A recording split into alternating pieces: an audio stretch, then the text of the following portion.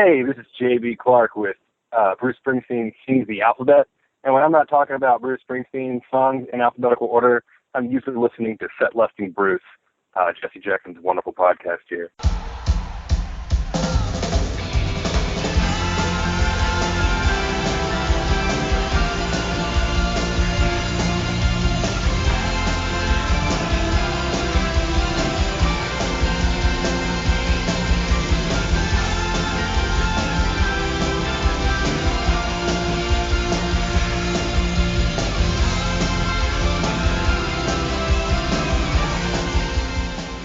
Hello, everyone, and welcome to a new episode of Set Lusting Bruce, your podcast all about Bruce Springsteen, his music, and mostly his fans. I am your host, Jesse Jackson, and joining me today is an episode that is proof of the magic and the power of Bruce Springsteen's music.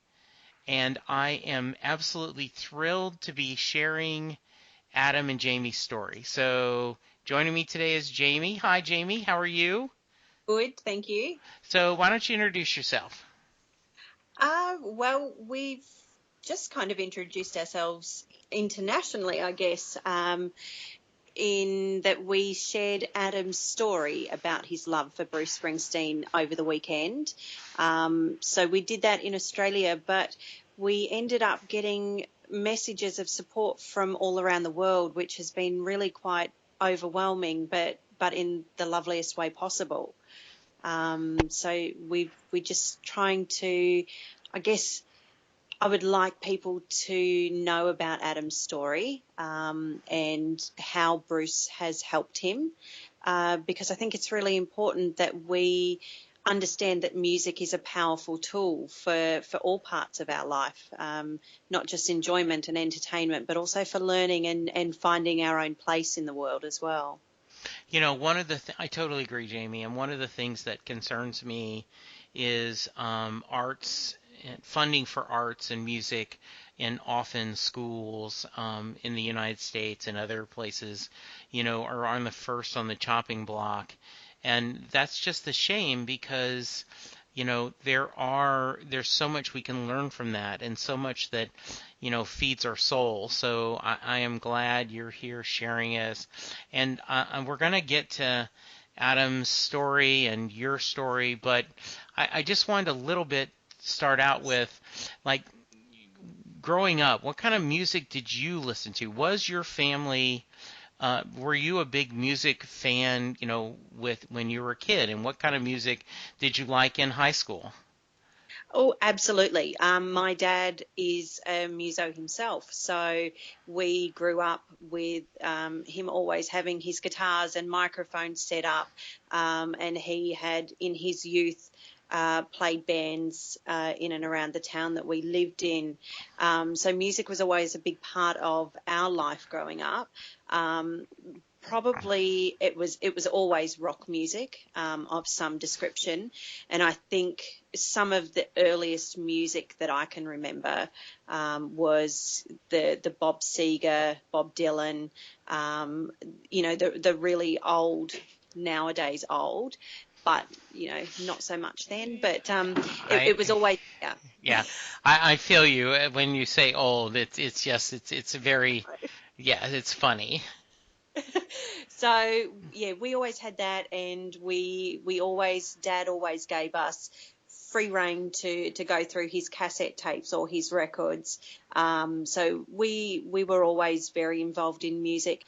I'm one of four girls in our family, and I think probably fair to say two of my sisters went down the road of pop music and dance music, and two of us stuck with rock and still have to this day.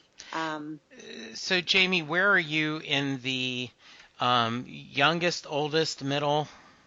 Second eldest. Okay, second oldest. Okay. Yeah. So and, you go. Sorry. No, that's fine. I'm curious. Is it rock, pop, rock? I just was curious on the.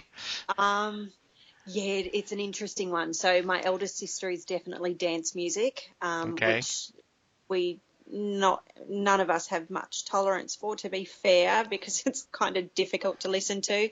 I'm rock. Next sister down is pop, and the youngest is rock as well. Okay, so you're able to at least influence one sister Yeah, as the big exactly. sister. How very funny.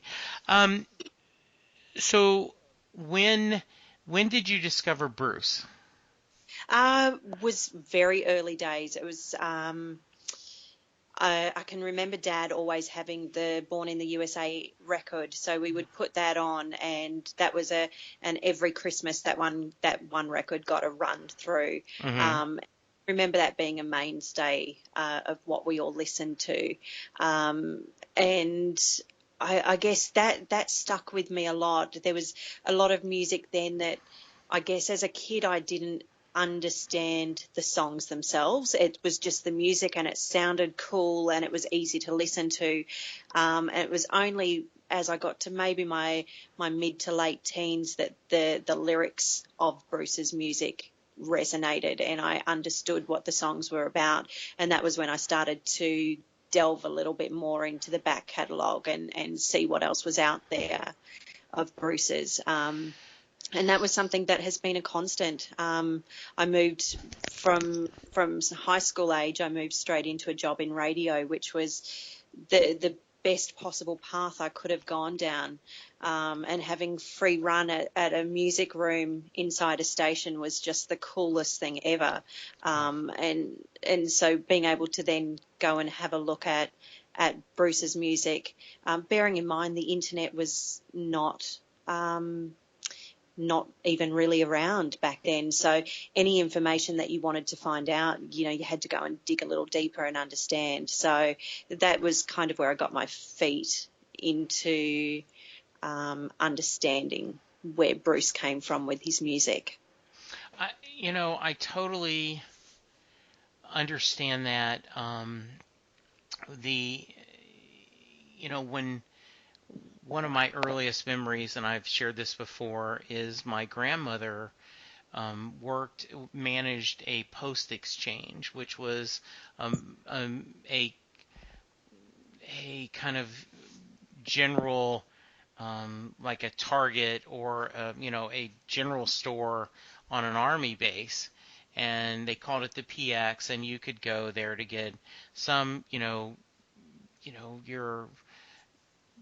drugs and prescription drugs and over-the-counter drugs and shaving material and all this stuff on the army base, and there was always a comic book spindle rack.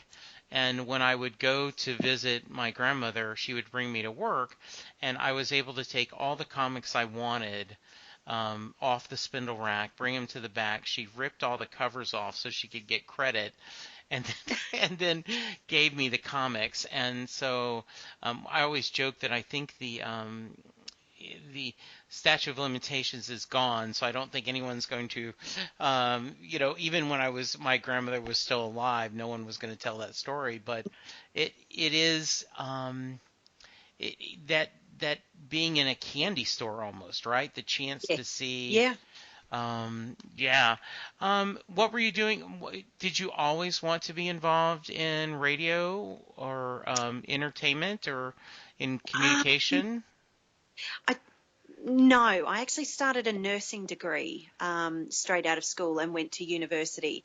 And it was only once I got there that I realised that this was not the path that I wanted to go down. So I ended up backing out of the degree after about 8 months, and instead kind of had that moment of what do I want to do, and I'm sure we've all had that moment. And it was just a chance happening that I had seen in the newspaper that there was a job advertised at the radio station for a copywriter, and at that point I didn't even know what a copywriter did, but I applied anyway, and was able, as part of the interview process, was to write an advertisement, a 30-second ad. And I kind of just fluked my way through. I've always been good with words, which worked well for me in that particular interview, and that was the start that I got. And in a small country radio station, you are never bound by one job. You're expected to go in and learn every facet of the station. So it was probably within about 6 months that I started doing announcing on air, started scheduling ads, all of those kinds of things that make a radio station, and became a station all-rounder, and then thought I would move on to a bigger station and, see what else was out there. But life took a different path at that point, and I ended up moving from Australia to New Zealand, and it was when I got there that I had this accident that kind of put me onto the path that I'm on today, and obviously brings Adam into the story as well. So that's a perfect segue. So, um, if I understand, you were not expecting to become pregnant, correct? Based on the story, and I've read the newspaper article, and so, right, I think you've shared that this was really kind of a miracle that you were going to have a baby. Am I speaking out of turn, or? No, not at all. So what had happened was we'd actually been trying to fall pregnant for about 12 months. And we had all the testing done, and I guess the result that they came back with was that I had less than 5% chance of ever falling pregnant.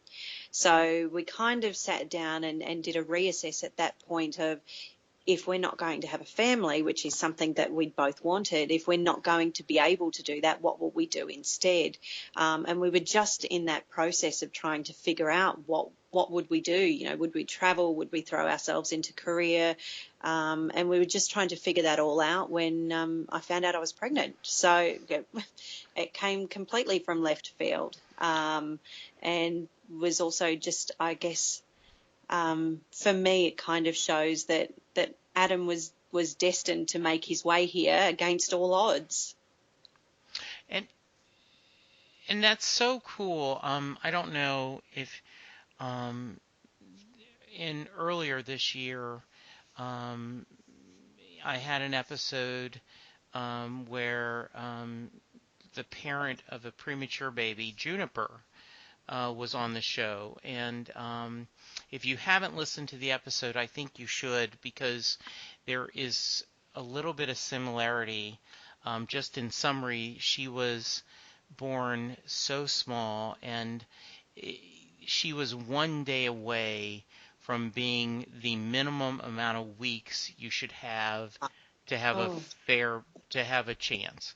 And she was born 1 day early, and they were really worried. And the dad told the story that this was a second marriage for him, and he didn't want a child, and they ended up compromising that he was going to have that. And he read, once this little girl was there, and he put his little finger in the incubator through a glove, and the baby grabbed his finger and grabbed it, and he says, "Okay, I've got to fight her." So he played Bruce Springsteen music, and he read Harry Potter books to them. Oh, wow. And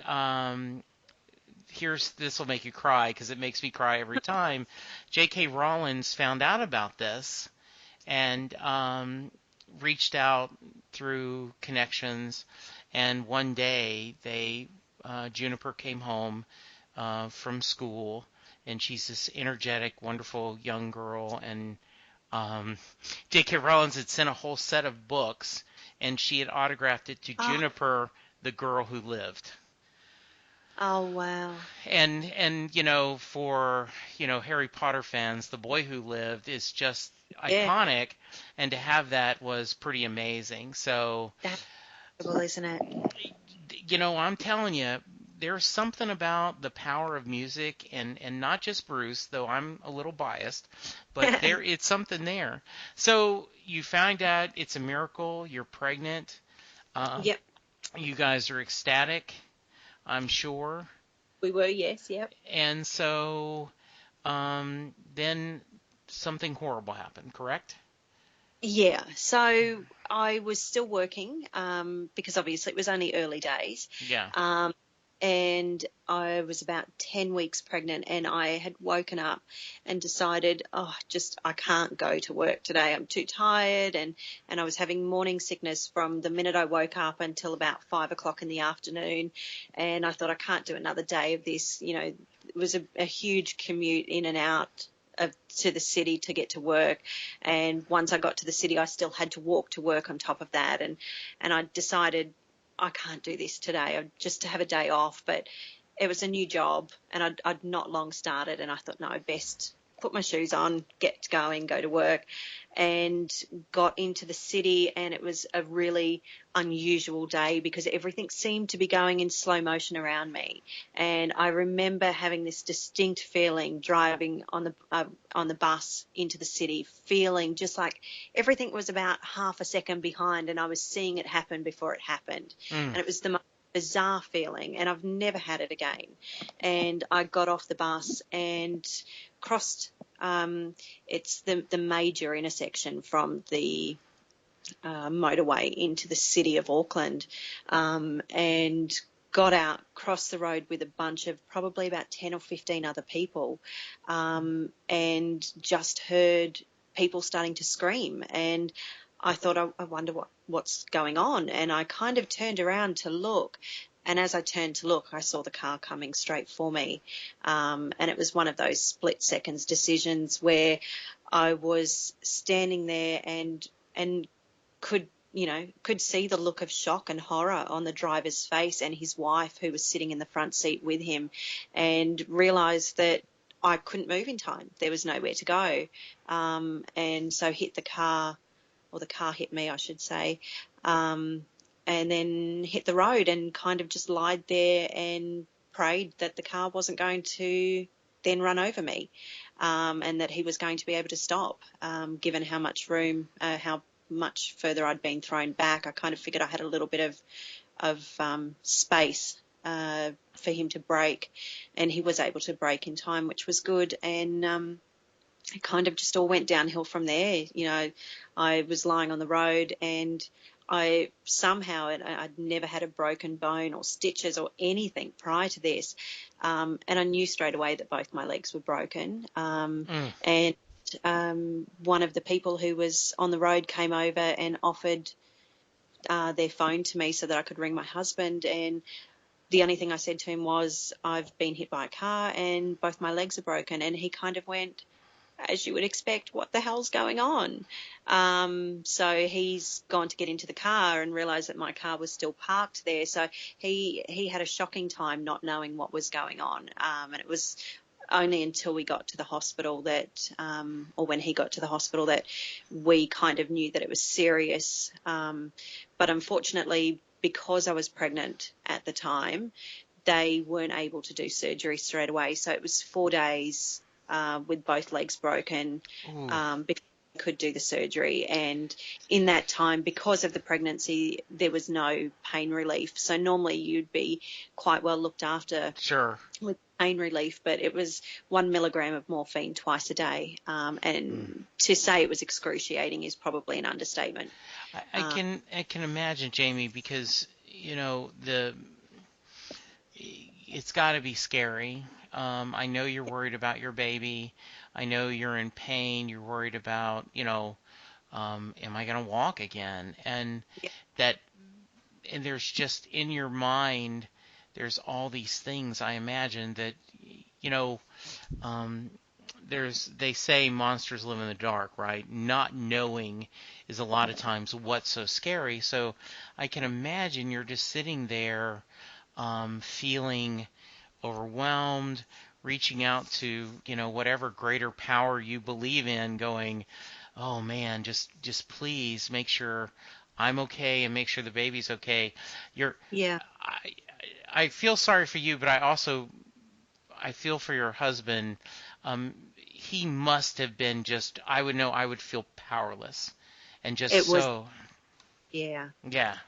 And it was the irony of life having just fallen into place, only to have it all And I think from his perspective was just so hard to know what is the best way to support somebody through a situation that you don't actually have any understanding of, because Yeah. at that point we had no idea what was going to happen. And on a daily basis we would say, you know, how is this affecting the baby?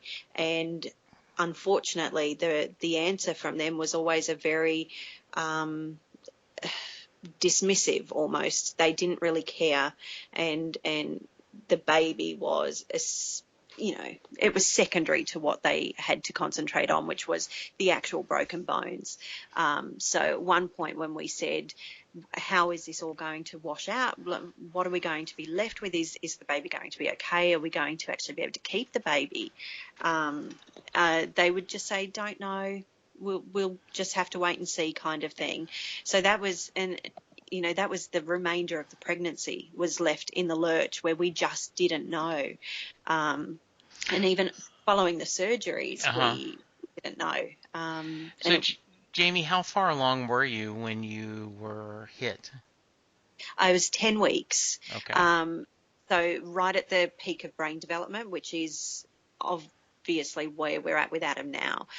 So what was meant to happen was that the surgery was meant to be done under an epidural. In which case then the anaesthetic would not be transferred through to the baby. Right. So, and that was a brilliant idea in theory. In practice, they couldn't actually do it. So it had been 4.5 days, I think, that I'd been lying up in the bed with both legs broken. And they took me down to surgery and they said, we can't actually do the epidural. They just couldn't get it to work. And to do an epidural, you have to sit over the edge of the bed and let your legs hang down. Right. And in that case, I couldn't do that either. So it wasn't possible to do it. So they said to me, you've got the option to do the surgery under a general, or you can wait till Monday and we'll try and figure out what else we can do. And at that point, I was past my ability to take any more pain. Oh, I can imagine. So I decided to go with the general, which they assured me would all be fine. But in theory, you know, if we think about it now, and hindsight's always brilliant clarity, I was given enough general. It was meant to be a 2-hour surgery. It ended up being 6.5 hours. And I was given enough general in that time to keep me under at 75 kilos and come what may for the baby. And obviously it was just too much. And not to say that there was any wrongdoing on the part of the hospital, but one thing led to another. So that was in effect at a time where a baby's brain development is at its peak, where all of the connections in the brain are being made. His was switched off because of the general anaesthetic. So it's just, when I came out of that kind of, you know, and there had been mistakes made during the surgery, so they had communicated back to the ward that don't worry about giving me any pain relief because I've got an epidural in place, so everything's fine. She won't need pain relief. So by the time I got back up there with no epidural and no pain relief, the pain was out of this world, because I'd just had both legs and bone taken from my hip, and one leg put back together, and my other leg was pinned back together, all with no pain relief after surgery. So by the next morning, I'd lost my voice from crying all night with the pain and trying to get the nurses to come around. And they were frustrated because they believed that something was in place and that I shouldn't need anything more. But by the next morning, a new nurse had come on and she walked in and recognised that my body was shutting down from the shock of the pain.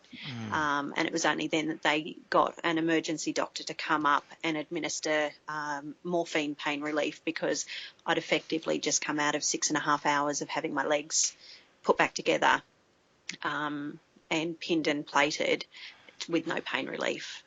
So in that time that my body had gone into shock, that also had a side effect for Adam as well because of the trauma.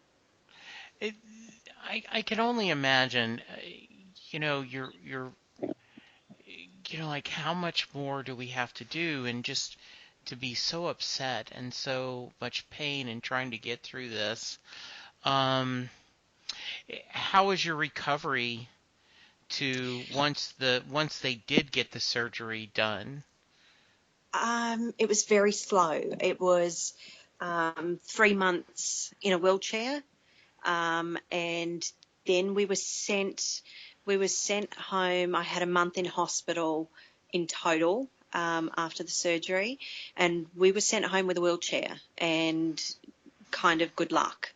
Mm. So we went home and did the best we could, and then went in for an appointment, and they said you should be fine to stand up. You can start weight bearing through your right leg, but not your left, because the leg had been the one to hit the car. So it's been rebuilt from my knee down to mid shin. Mm. So there's a lot more work done to that leg. So they said, no, can't weight bear on that one, but you can on your other leg. So, and handed us a pair of crutches.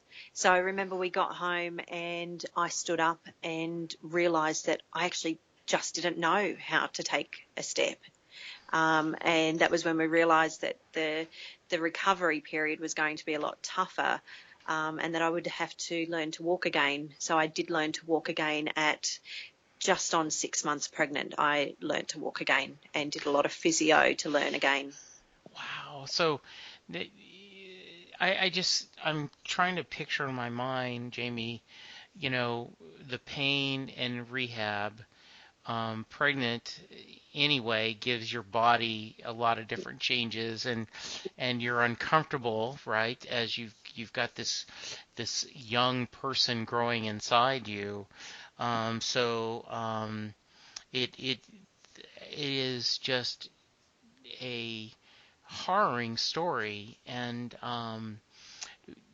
they never told you one way or another, with your child, of what to expect or not. They just said they don't know. Correct?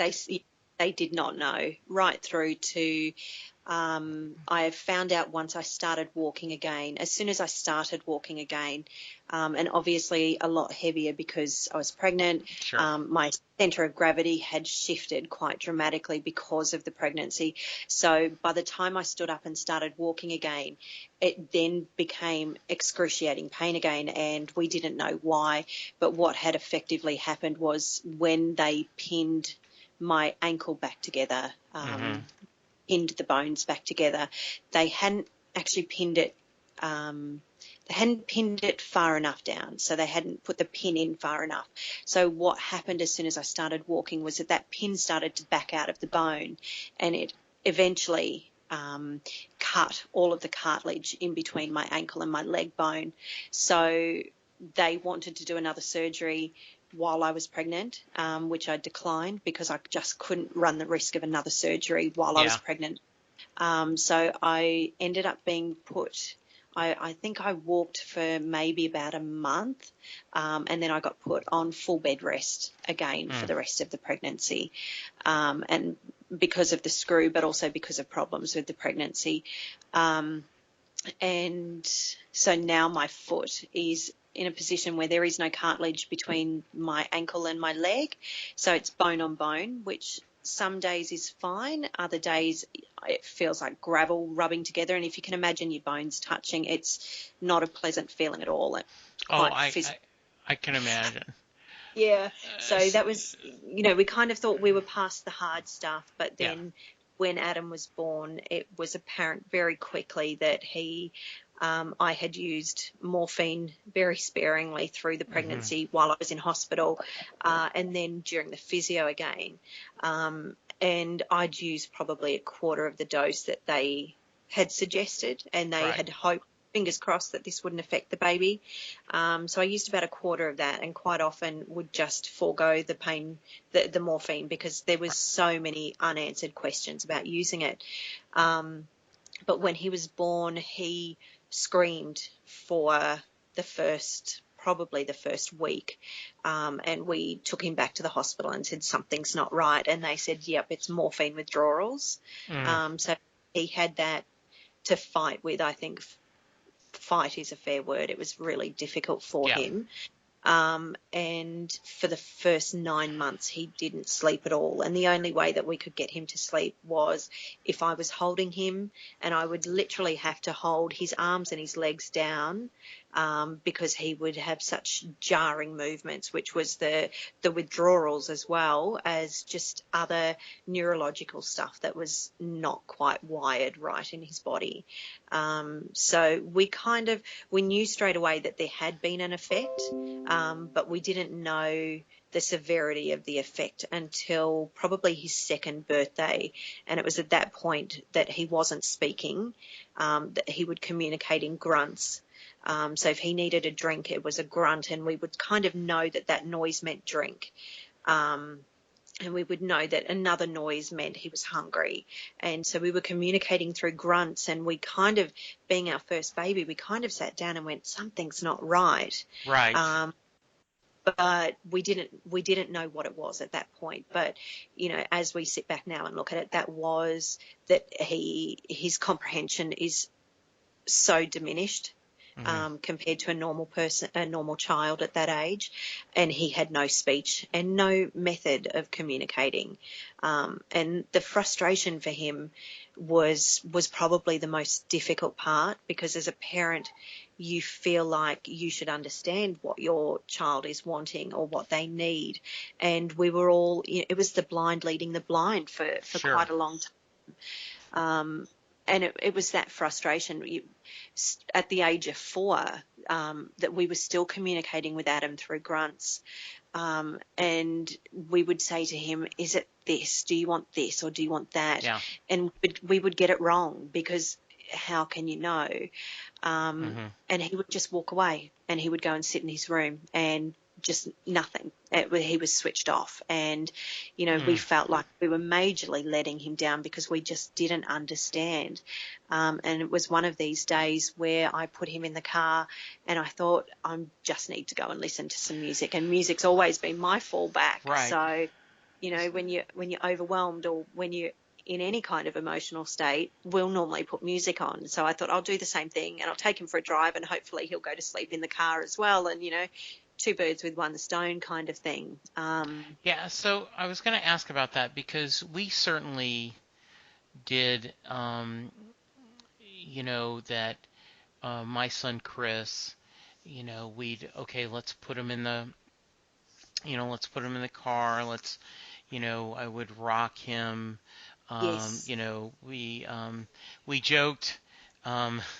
It, they had talked about that a lot of times. They told the story that children will know things in the womb, and they told a story about someone who was a pilot of a small, prop plane. The child would get happy in front of a fan because of the propeller and similar. Wow. And we joked that Chris would get calm when Linda vacuumed, because her nesting phase was just cleaning a lot. And right. so, and I've read your story, so I can just imagine you've reached the point where you want to scream, you don't want to take anything out against your husband or Adam, but I need to get out, and so I'll take him in the car. I'm just gonna drive and just listen to music and lose myself in there. So right. That was where we were at. So I'd also been up to that point just doing some research, because we've never been able to get any help with Adam at all. Right. So whereas a lot of people have access to speech therapy or occupational therapy or whatever that is, we've been declined by so many people who just look at him as such a complex case, and it's just too much. Right. So anything that we've achieved with Adam, we've achieved because we've found different ways or different methods to get to a point, to get him to a point where he's comfortable with it. So I had done a lot of research on stroke patients and how they try and get stroke patients to speak again after a stroke. And what I learnt was that they use singing. So once somebody's brain has been affected in some way, to be able just to turn that the tap on to speak again is just not as easy as for anyone else. But singing uses a different part of the brain, and it's not quite as difficult. So we had started with just trying to get him to sing things, and we would put nursery rhymes and, the really simple things that we just kind of thought would strike a chord with him, because most kids it would. And we had listened to the Wiggles, and to the point where we were so over it. Yeah, exactly. Adam would look at it and he could care less, and that's no reflection on the Wiggles, just Adam, because our other two kids have loved it, but Adam didn't interest him, so it didn't happen. And so this afternoon that I'd put him in the car, and I thought I'll just pop Bruce on, because it was, my go-to when things were not good. And I popped the CD on in the car, and we were ran through a couple of songs, and we got to No Surrender, and I was kind of singing along, and I looked in the back, and Adam just had this moment that I caught, and I feel really lucky to have caught the moment where I could see him kind of go, okay, hang on, this is interesting. And I thought to myself, if he's interested, let's just pop this on repeat. Let's see if the second or the third playing of this song does something, if it gets that response that we're after, because we just needed something that he was into. And by about the third or the fourth repeat of the song, he started to bop his head. And I kind of just went, okay, hang on, we've got a breakthrough, because that was the first time he'd shown interest in anything at all.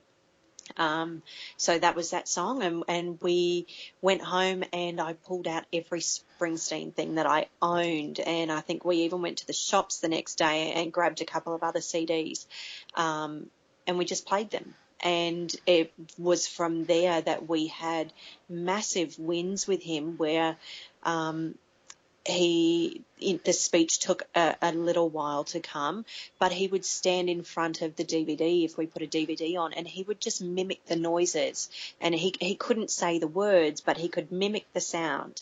And anyone who's struggled through speech problems knows that once you start making those sounds and you're moving your mouth and your tongue muscles in a certain way, it opens the pathways up for speech. Right.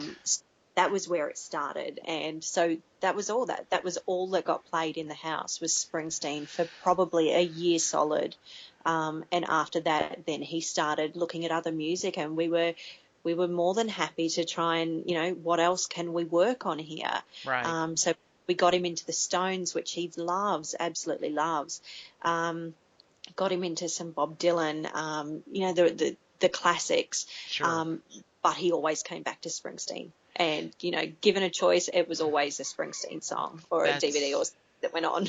That's wonderful. So, I can only imagine the ray of hope, and you're going, if I could just give him, I would go, if I can just give him some joy, Yeah. I will be happy with that. But then how did, and I don't want to get too technical, but how did listening to the music help him start to communicate, to be able to speak? So it was repetition, Okay. and it was those really, and it seems maybe not significant, but it really was in the setting up the foundations of what was needed. Yeah. It was the making the noises and mimicking the sounds. And from there, he started picking up some, plastic guitar. And I think at one point he picked up a little plastic golf club and used it like a guitar. And so all of a sudden then we were starting to get the physio and the OT side of things looked after, because then we're starting to develop gross and fine motor skills, because this was something he would never have done before. And he used to just sit quite literally in the middle of the floor, and you would try to play a game with him, and he had absolutely no muscle tone. He couldn't throw or catch a ball. There was absolutely nothing there. So slowly, as he started picking up the plastic guitar and he started just playing along, just pretending. Those things started to build up, obviously, the speech and the fine and the gross motor skills, which was great. But more than that was the confidence that he got after that, because he would sing and play the guitar and he would do a whole song for us, and we would all sit there and clap and go, "You did amazing." You know, Bruce would be so proud if he saw that.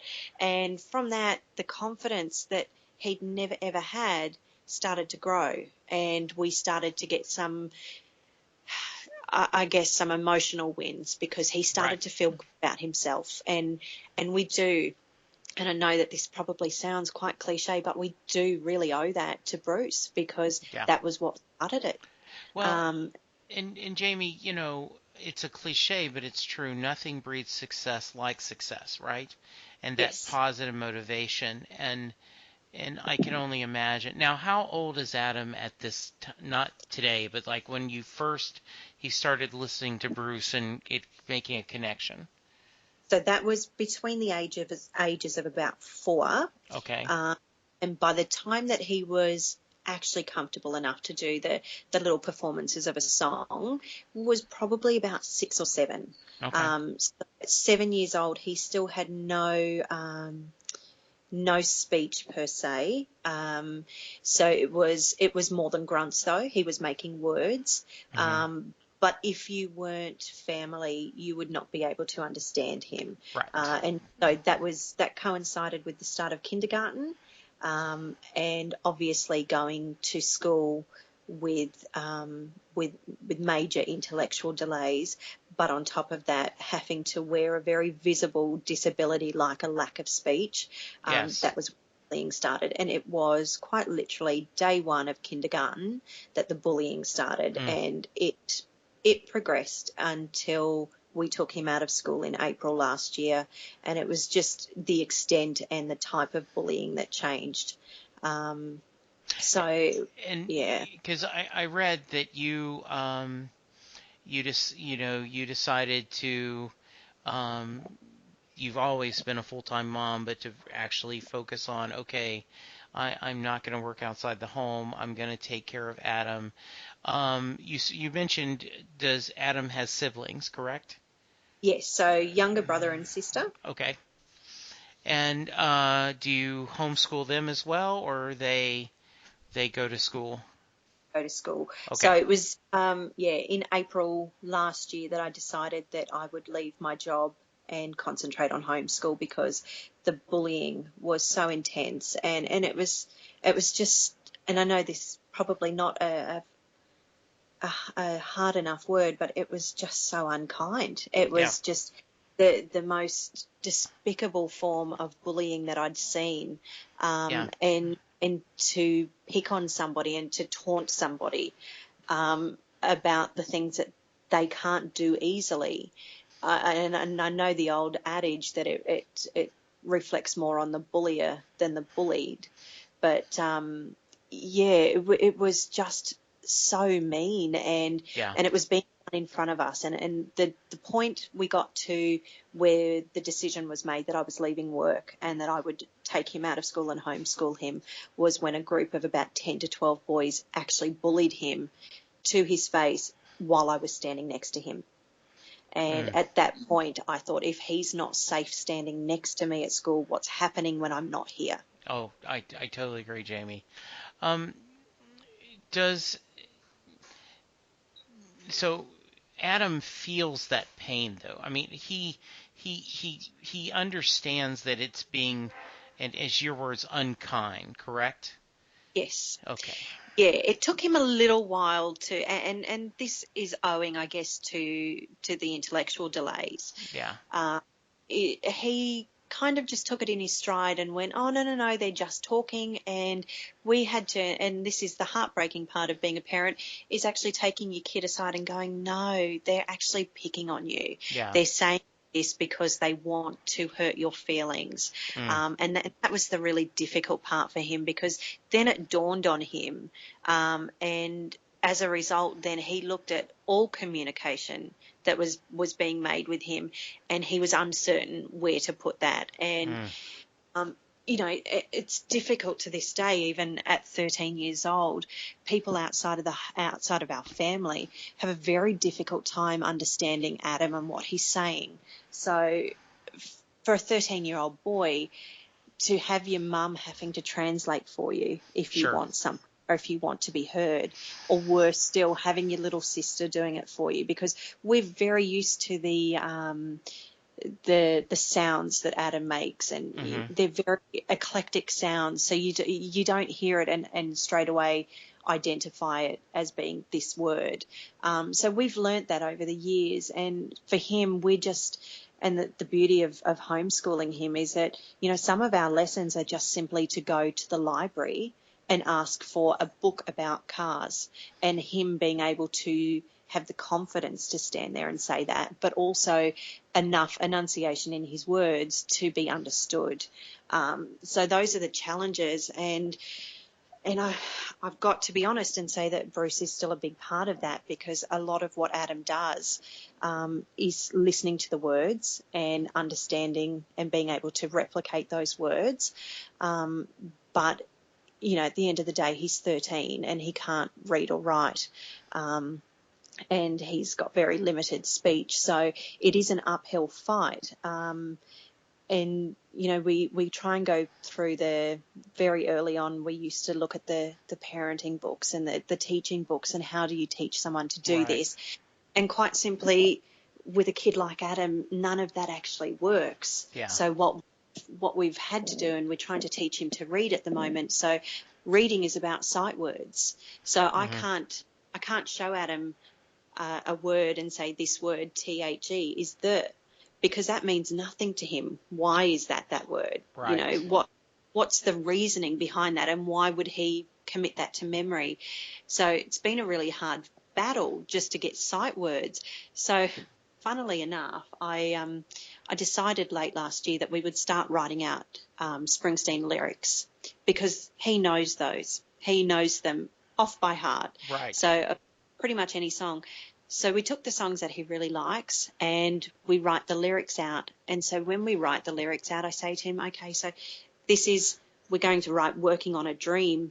So this word is working on a dream. And you know that because you can sing that. And now all of a sudden he can look at those words and he'll go, that's working on a dream. And, it's not reading a book, but it's reading. Yes. And it's the foundations of reading. And we do that every day. We write out his choice of lyrics from a song that he's been listening to, because his favourite songs change daily. So we do lyrics out of a song that he likes, and then we go back through it and we go, okay, so let's sing it. And we sing it. And then we look at the words and we go, okay, well, we know that these words have to be this because we just sang it. Right.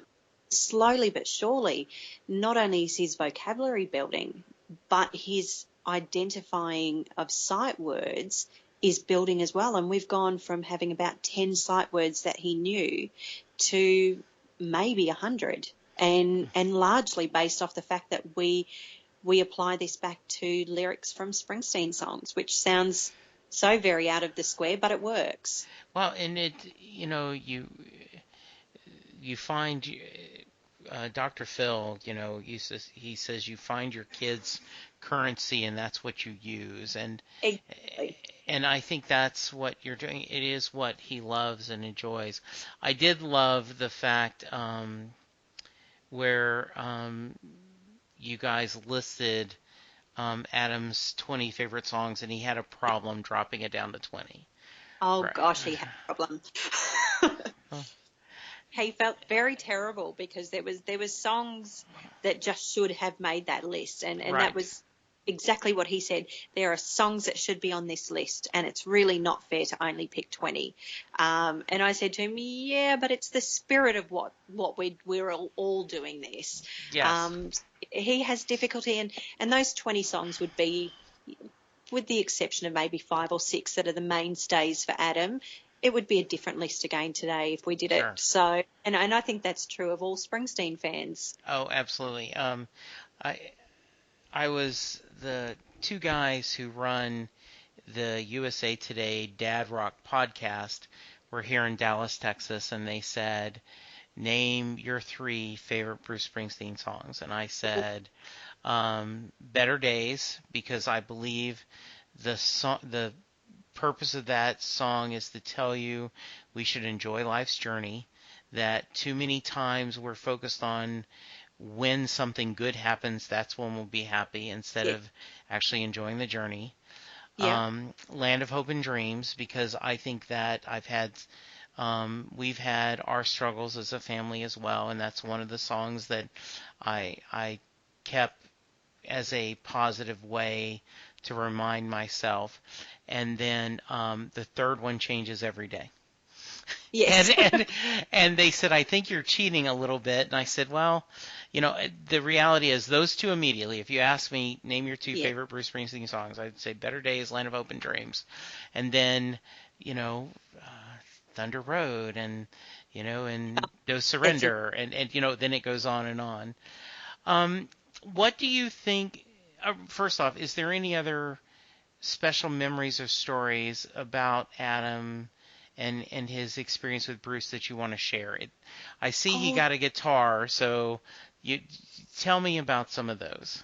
so the guitar was he can't play, but we encourage him to still pretend to play, Right. and in his mind he's playing, so we're happy with that, and he's happy with that. But eventually, we would love to get to a point where he could actually learn that. But at Yeah. the moment, obviously, reading and writing and all of those things takes precedence. Sure. So the guitar had to be as close as possible to the guitar that Bruce uses in the Hyde Park concert, because we have that DVD on daily. So it would be a strange day for that to not be on. Right. So he needed a guitar that was similar, as close as we could. So we searched high and low until we could find one that was similar in colour, and we gave it to him, and he was very happy with it and told us how much he loved it. And then at the end of the day, he said, "But it's still not Bruce's." And I said, "Well, it's not, but it was the best we could Yeah. do." And it's as close as we could get. So he plays to that every day. He has his guitar strap on and he stands and he plays, and he can mimic down to every movement that Bruce makes on that DVD. Adam is in time with him. So for us, that's a really positive memory retention skill that he has now. If he can remember that, he'll remember other things eventually too, I if it takes interest. I think so too. And so, Jamie, do you think before Adam found Bruce, or Bruce's music found him, do you think he was happy? And do you think now Adam is happy because of this music? The mum in me wants to say that he was happy prior, Yes. because you hate to think that your children aren't. Right. The reality of that is that he used to sit in a corner and not communicate, not be able to communicate. He didn't have something that interested him. Right. So as much as I want to say to you, yes, he was happy because that's going to make me feel better, Right. he probably wasn't, in fairness of the situation. Do I think he's happier now? I know he is. And he tells us every day that, and he will come home and pop on his headphones and listen to some music, and he will come out and he's revitalized. And he says to us every day that, every day is the best day ever. We took him this morning and he had to go and have an eye test, just his annual eye test. And we found out that he needs glasses. And I was expecting I'm going to have to talk him through all of the things associated with this and Yeah. get him to a point where he's comfortable with it. And instead he just gave me a hug. He goes, "This is the best day ever." And he says it every day, "This is the best day ever." And I know he's happier. He's engaged with life. And I think that's the difference. We were on the track, and the doctors who we were seeing at the time were very happy to give us a pill, which I appreciate is for some people, but we've never gone down that track. I've never really thought that was what he needed. I knew that what he needed was something that was his, Yeah. that made happy. And I knew that we could take a pill, and that would alleviate the problems, but it wouldn't deal with the problems deep down. Right. Adam, him having something that he could identify with, that was his, that was an interest, I knew that was the key to him being able to be happy long term, and it has been, and we can only put that down to Bruce's music. Obviously, we have a very happy home, and we're very fortunate to have a home that's happy, and that we can offer all of our kids positivity and opportunity and all of those things. So he's obviously in a very happy place, but the happiness that comes from within, it's actually coming from within him. And that's the important thing, because that's what's going to get him through his life. Yeah, that's so true. So hate to ask, a lot of pressure, but little brother and little sister, Springsteen fans? They are. Oh, that's awesome. That's good. It's choice. yeah, no, by no choice, but yeah, that's awesome. I can't imagine that they would get out of it. But yeah, they're interesting assortment of music in this house. So our youngest, Caitlin, who's 10, we just introduced her to Etta James and Chuck Berry over the holidays, and she sat with her jaw hanging, and she just said, "Oh my God, you guys were so lucky to grow up with this music." And mind you, it's definitely well before my time, but yes, I exactly. appreciate where she was coming from. Right. So that's that. Our next son down, Liam, he's 11. He's very much into Guns N' Roses, Metallica, Pearl Jam, but he's a drummer, so it's very drum heavy music that he's into. But a really cool assortment of music comes out of the house on any given day, and we're taking the kids to see Guns N' Roses this time next week. Oh, nice. So yeah, my husband and I kind of looked at each other and went, well, we have to go. That's the music of our childhood. Right. And we were looking at the tickets, and all three of the kids said, well, hang on. What about us? This is the music of our childhood too. And I was kind of sitting here thinking, they've not released any music lately, but, the kids are, so we're taking them all. So we'll see how that awesome. goes. Now, and then Springsteen the following week. Yeah. And do you guys already have tickets for Bruce? Well, my dad and I are going to take Adam to the first concert, first show. So my dad has obviously been a fan since well before I was born, and this will be his first concert. So we're really excited, because it's 3 generations now of Springsteen. Wow. Tragics, maybe, because it's all very much part of life for us. So we're 3 of us going together, so it'll be 3 generations of us going to the first show, and being my dad's first concert is going to be even more amazing, because I don't think you've seen live music until you've seen Springsteen. No. I was going to ask you, Jamie, how many times have you seen Bruce?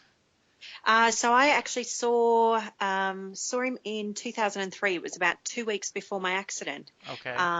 So he came and did Australia, New Zealand, and we saw him in Auckland. And so I was pregnant with Adam at the time. There you go. That's part of the reason, right?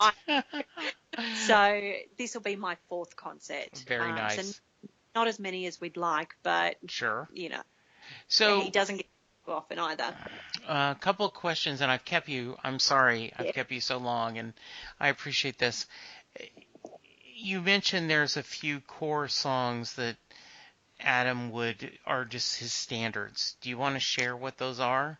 Yeah, so hands down the top 2 are No Surrender and Bobby Jean. They are the go-tos.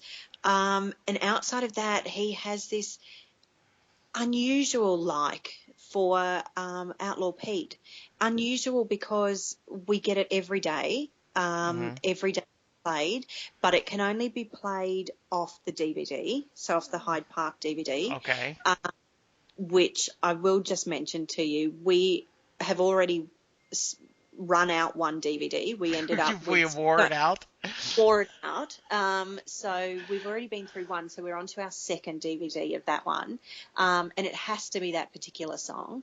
And then he's a little bit funny, definitely Thunder Road, but it has to be off the 1975 to 85 album. Okay. It has to be that one.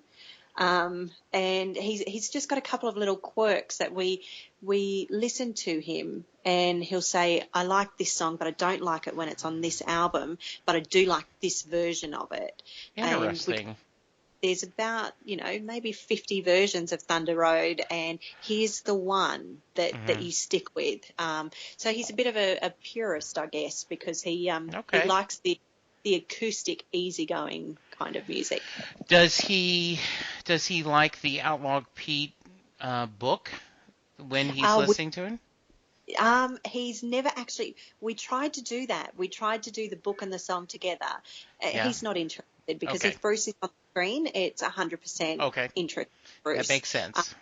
But we do the book, and we read the book to him, and he finds it quite amusing because it's the illustrations up against what maybe his idea is in his head doesn't seem to. It seems to crack him up every single time. That's so I think funny. he has a different idea in his head of how that song looks, and then to see the illustrations, he's kind of like, oh, okay, radio. Do you have, first off, is there songs you or your dad want to hear when you guys all go together? And how about Adam? So kind of three different ways. Because I usually ask, is there a wish list of a few songs you hope to hear him perform live? Like, I've never heard Better Days. I'm a big fan of the cover Jolie Blanc, which got the last time he was down in Australia. He did play that, and I was very jealous. So how about you? Is there something like... Let me think. Well, the last concert we saw, the Brisbane concert in 2014, we got the whole Wild album was played. Okay. So that was awesome because we got Incident on 57th, which is probably my favourite song. Okay. So I would love to hear that live again. Outside of that, probably No Surrender, because that was the starting point for us to have a breakthrough with Adam. So that song's really special to all of us because we know the significance of what that did in changing Adam's life. And then if I had a song just purely for me, it would have to be Thunder Road because that's my hands down favourite. Get caned in the car all the time whenever we're driving. What's funny, and I've shared this, the first 7 times I got to see Bruce live, I had not heard Thunder Road. It just worked out. It wasn't. And then the next 8 times, I've heard it every time. So, and I don't get tired, but it was everything. And the Rising is the one song he's played every show I've ever gone to. Which, I guess it's just because of when I do it. I didn't start seeing him until the Rising tour. So, Jamie, how can someone reach you, and is there anything you need for us to do? I know we have a campaign trying to let Adam meet Bruce, right? Yes. So that at the moment is probably the main thing that we're doing. We appreciate that there must be thousands of people who want to meet Bruce for various reasons. For us and for Adam, because we've talked to Adam about prior to doing any of it, any sharing of the story at all, we sat down and we said to him, is this okay? Is it okay if we talk about you and tell people your story and how Bruce has helped you? And his first reaction was no. And that's because he's had a solid almost 13 years of bullying and judgment. Yes. And for him, putting himself out there any further was an absolute no-go. Absolutely. So when he said that to us, we had to respect that. And I said to him, I countered it with, if we tell people who we trust your story and we trust that they'll do the right thing with it, then does that make a difference? And he was happy with that. And we were so fortunate that the reporter from the Courier Mail who we told his story to last week, she did such a beautiful job in putting it together, and she articulated the story so beautifully that we felt like, yes, that's the story. That's what we wanted people to know. And what we've had since then has just been so totally overwhelming and unexpected. And we have had people from countries that they can't even write the message to us in English. They're sending it to us through a Google Translate, and then sending us what they think is what they're trying to say, to tell us how much Adam's story has moved them, or to tell us how inspiring he is, or to give him the message of keep going and keep working. And he sat down on Saturday night, and I said to him, would you like me to read some of these messages? And he said, okay. And we kind of thought we'll give him a couple. And then as soon as we went to stop, he'd go, is there any more? And we'd say, yeah, there's heaps more. We ended up sitting for 2 hours and reading message after message to him. And by the end of it, he was almost in tears. He was thoroughly overwhelmed. But he had the biggest smile. And we can only thank everybody who has sent those messages, because that was the end result. And rather than being ostracised any more than he always has been, instead he's been embraced by the whole Bruce fan community, who have given and bolstered him so much and given him support that we never thought was possible. So what's come off that is that there are some key people who are trying really hard to help us get to a point where we can meet Bruce. And I said to Adam the other day, what do you want to do? If you could meet Bruce, what do you want to do? And he said, just give him a hug. And I said, well, maybe you have to shake hands instead. And he said, no, just a hug. So, yeah, I think Bruce is a hugger. I think he would hug Adam. I think that's going to be okay. If that happens, I think he will. He's just said some of the lyrics that he's writing out, which is just, it's schoolwork, really. Yeah. He said maybe we could just put some of these and make it into a book, and we can give that to him too. And then he knows that this is what I do. And I said, okay, I'm pretty certain that would be okay. So at the moment, we're just trying really hard to find out who are the people we talk to, and how do we get to a point where this is even remotely possible. Because I know this is for Adam, it's a thank you and an acknowledgement of what he's been given. And he's worked really hard for it too, I might just add. It hasn't all been gifted. He's worked hard. For us, it's a thank you to someone who's actually given Adam a voice, quite literally given him a voice, because if not for those early days of listening to the music and mimicking the sounds, we would not have communication with Adam, and that would be heartbreaking. So I think what we need to do now is we're all sharing the story as much as we can, which is pinned to the top of Adam's Twitter page. Yes. And we've been tagging in Frontier Touring, which is Michael Gudinski's touring company who brought him down. Yeah. So I think possibly that's the best method. Okay. Then again, I'm kind of new to this, so I'm not sure. Well, as I told you, I'm going to get this out. I'm going to edit it and get this out. If not tomorrow, it's Tuesday night here in Dallas. If not Wednesday, I'll have it Thursday. And I'm going to ask my listeners to retweet this as much as they can. Jamie, what's your Twitter handle, and what is Adam's Twitter handle? So Adam's is Adam Meet the Boss is his Twitter handle, and mine is Jamie_Brooker. But I usually tweet from Adam's. Okay. So quite often he'll have a message that he wants me to, or that he wants to say, so I'll always do that communication for him, because he's not at that level. But a lot of the messages that come through Adam's Twitter are from Adam.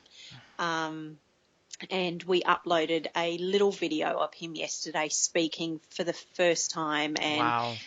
it took a lot of courage, but he's very much buoyed by the support that he has been given by the Bruce community. So he finally, for the first time, felt comfortable to talk to video, and it's just a very short video clip just talking about songs. Awesome. So I'm going to see if we can do a few more of those in the next couple of days, because it's really good practice for him, and it's a confidence booster. He's becoming a lot more confident in himself to be able to do that.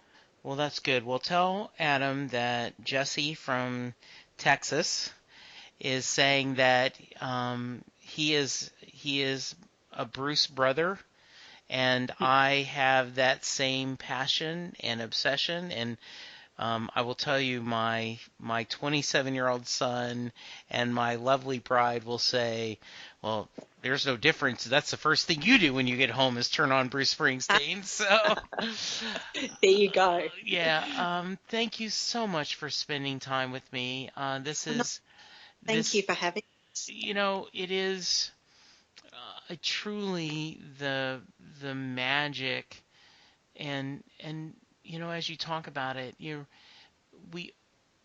they say you're only as happy as your saddest child, right? Yes. And to think that because of this wonderful man that we all love and listen to his music, but he gave your son a voice. Yeah. He brought joy to your son's life. That's pretty special. And I got to tell you, you're a pretty special mom. Oh, thank you. Yeah. Thank you. We'll have the links to Adam's story from the Courier Mail. I'll have the links for the Twitter handle, and we are going to end with, now on the streets tonight the lights grow dim. The walls of my room are closing in. There's a war outside still raging. You say it ain't ours anymore to win. I want to sleep beneath peaceful skies in my lover's bed, with a wide open country in my eyes and these romantic dreams in my head. Once we made a promise, we swore we'd always remember. No retreat, baby, no surrender. Blood brothers in a stormy night, with a vow to defend. No retreat, baby, no surrender. Perfect. Thank you, listeners, and thank you, Jamie. No retreat, baby.